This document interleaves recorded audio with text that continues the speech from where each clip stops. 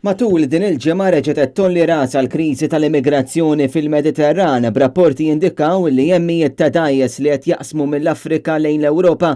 Fil-fatt fl-aħħar sigħat kien rapportat li 80 immigrant jinsabu bejn sema u ilma fl-ibħra taż-żona Maltija tat-tiftix u salvataġġ.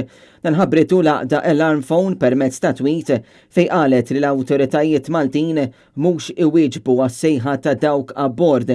Alarm Phone qalet li dawn l-immigranti jinsabu fuq dingi imdaqqas u spiċċaw maqbuda f'nofs ta' baħar minħabba li għandhom ħsarat fil-magni.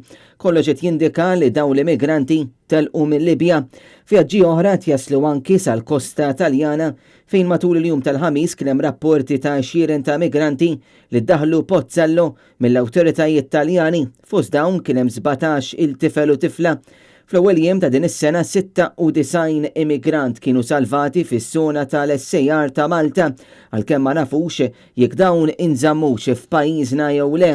Fi frar li għadda mbagħad grupp ta' migranti daħal fwiet iż-Żurrieq b'kollox kienu ġew miżmuma 5 Sirjani u 3 Eġizzjani.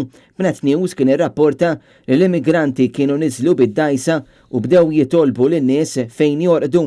Eventwalment l-immigranti kienu nġabru fis-sigħat bikrin ta' filgħodu mill-Pulizija u l-Forzi Armati ta' Malta.